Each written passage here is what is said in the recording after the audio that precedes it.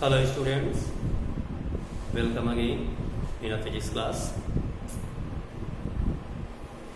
आज जो हम आपको जानकारी दे रहे हैं थोड़ा सा, क्योंकि हमारा प्रयास ये है कि आप हर चैप्टर से थोड़ा थोड़ा रोज़ कुछ न कुछ थोड़ा देखते रहें, ताकि हर चैप्टर आपका रिवीजन में रहे। तो आज जो हम टॉपिक आपको बता रहे हैं थोड़ा सा न्यूमेरिकल बेस्ड है, और वो चैप्टर आपका इंटरफेरेंस रिलेटेड है, मतलब व्यतिकरण इसको बोलते हैं, जिसमें से उस चैप्टर से आपको न्यूमेरिकल की संभावना करीब 90% रहती है, जिसमें आपसे पूछेंगे कि फ्रिंज दीप्त और अदीप्त फ्रिंज की क्या पोजीशन होगी, या दीप्त और अदीप्त फ्रिंज की क्या चौड़ाई होगी। उससे रिलेटेड जो क्वेश्चन मिलेगा आपको, उसको ध्यान देना है आपको। जैसे कि position of dark and bright fringes, जो इंटरफेरेंस आपका एक्सपेरिमेंट है, Young's double slit experiment, Young का द्विक रेखा छिद्र जो प्रयोग है, उस प्रयोग के आधार पर आप ये पता कर लेते हैं कि दीप्त और अदीप्त फ्रिंजें हमारे पर्दे पर कहाँ बनती हैं, क्या उनकी पोजीशन होगी और फ्रिंज की चौड़ाई क्या होगी। उससे संबंधित आपने इन लोगों ने जो फॉर्मूले पढ़े होंगे फॉर ब्राइट, अगर हमारी ब्राइट फ्रिंज है, यानी कि अगर दीप्त पट्टी है, ब्राइट या दीप्त पट्टी,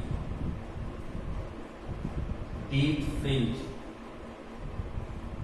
तो उसके लिए हमारे पास जो फॉर्मूला है वो क्या है, XL = m × d⁻/t, जहां m जो है वो स्थिति है जिसमें आपको ध्यान रखना है जो m के मान होंगे वो 0, 1, 2 इस तरह से लेंगे। बहुत ही इंपॉर्टेंट चीज है, m की वैल्यू जब भी सिलेक्ट करेंगे तो ये जो m 0 ये रखे हैं, तो ये 0 रखने पे आपको केंद्रीय दीप्त फ्रिंज मिलेगी, आपको केंद्रीय दीप्त फ्रिंज प्राप्त होगी। सेंट्रल ब्राइट फ्रिंज, जिसको कि हम लोग कंसीडरेशन में नहीं रखते, क्योंकि हमारा जो मेजरमेंट होगा वो यहीं से स्टार्ट होगा। मेजरमेंट आपका स्क्रीन में यहीं से स्टार्ट होता है।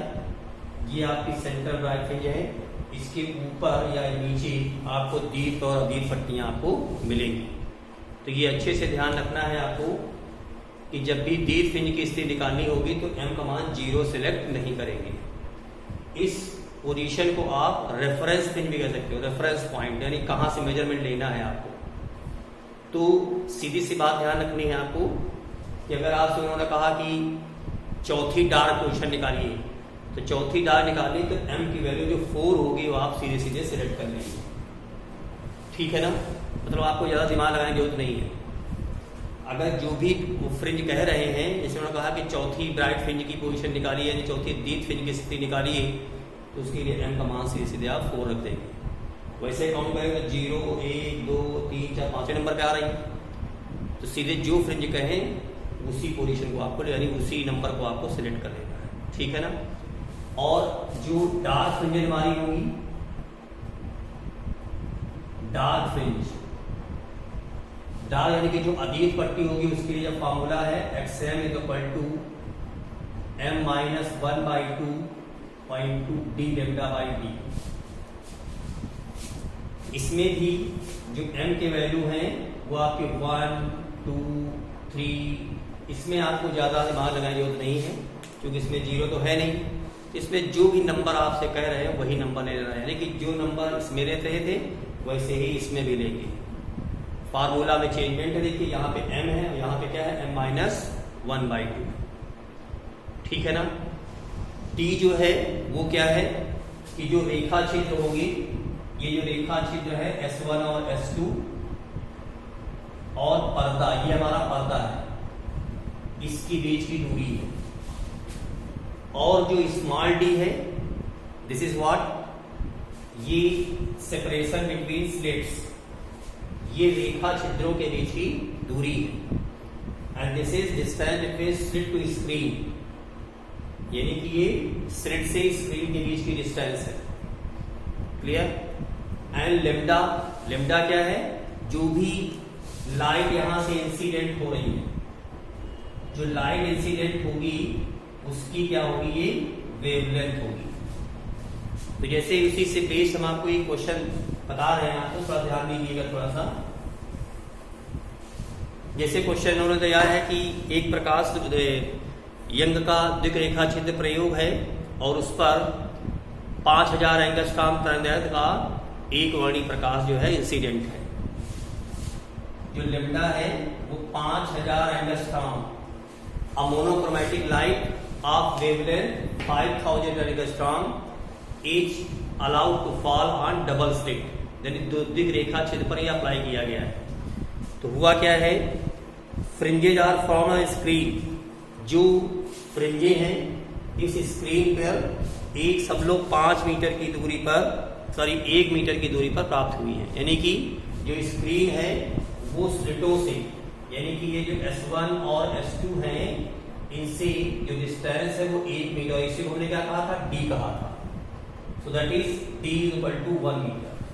So distance from screen, sorry, slit to screen is 1 meter, and slit separation is 5 mm। ये जो स्लिटें दोनों हैं, दोनों रेखा छिद्र दे रखे हैं, इनके बीच की जो डिस्टेंस D है वो 5 mm दे रखी है। चूंकि जो इंटरफेरेंस का जो एक्सपेरिमेंट है उसके लिए जरूरी कंडीशन है क्या, कि जो दोनों हमारी स्लिट्स हैं that will be very close to each other, दोनों रेखा छिद्र एक दूसरे के बहुत समीप होने चाहिए to get the sustain interference, यानी कि व्यापक प्रकार से व्यतिकरण प्राप्त करने के लिए जो जरूरी शर्त है, ठीक है ना, व्यतिकरण यानी इंटरफेरेंस की घटना को प्राप्त करने के लिए जो जरूरी शर्त है आपकी, नेसेसरी कंडीशन है, वो यही है कि स्लिटों के बीच की दूरी डिस्टेंस बहुत ही कम होनी चाहिए, दैट इज 5 mm, और स्लिट से स्क्रीन काफी दूर होनी चाहिए। तो 5 mm के कंपेरिजन में 1 मीटर जो distance that is too much down, ज्यादा है भी हमारी। तो अब आपसे पूछा जा रहा है आपसे कि थर्ड ब्राइट यानी तीसरी ब्राइट फ्रिंज कहाँ बनेगी, इसकी पोजीशन निकालनी है, और छठी अदीत फ्रिंज की पोजीशन पूछी है, फ्रिंज की चौड़ाई पूछी है, फ्रिंज विड्थ पूछी है, थर्ड ब्राइट की पोजीशन पूछी है।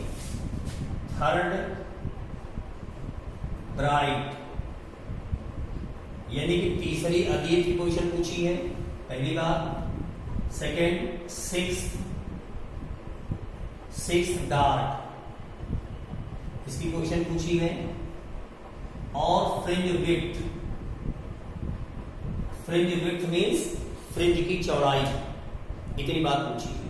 तो सबसे पहला काम क्या करिएगा कि आप फ्रिंज की चौड़ाई पता कर लीजिए। फ्रिंज की चौड़ाई क्या हमारी है कि दो हमारी कंसेक्यूटिव क्रमागत, चाहे हम दीप्त ले लें और चाहे दो क्रमागत अदीप्त ले लें, उनके बीच की जो दूरी होती है वही कहलाती है क्या, फ्रिंज विड्थ कहलाती है या फ्रिंज की चौड़ाई कहलाती है। दो क्रमागत दीप्त अथवा अदीप्त फ्रिंजों के बीच की दूरी फ्रिंज की चौड़ाई कहलाती है। Distance between two consecutive dark or bright fringes is called fringe width। तो जो W तुम्हारा होगा वो क्या होगा, d lambda by d, ठीक है ना। ये मैंने इसलिए पहले निकाल लिया है, अभी आपको बताते हैं क्या फायदा मिलेगा इससे। तो d आपके पास कितना है, 1 है, और लेमडा की वैल्यू जो दे रखी है 5000 एंगस्ट्रॉम दे रखी है, इसको आप मीटर में कन्वर्ट कर लेंगे तो ये हो जाएगा 5000 इंटू 10⁻⁻10 अपॉन 1। इसको जब सॉल्व करेंगे तो ये आ जाएगा 5 इंटू 10⁻⁷ मीटर। तो ये तो आपकी निकल आएगी क्या, फ्रिंज विड्थ निकल आएगी, सॉरी ये small D 5 into 10⁻³ so this becomes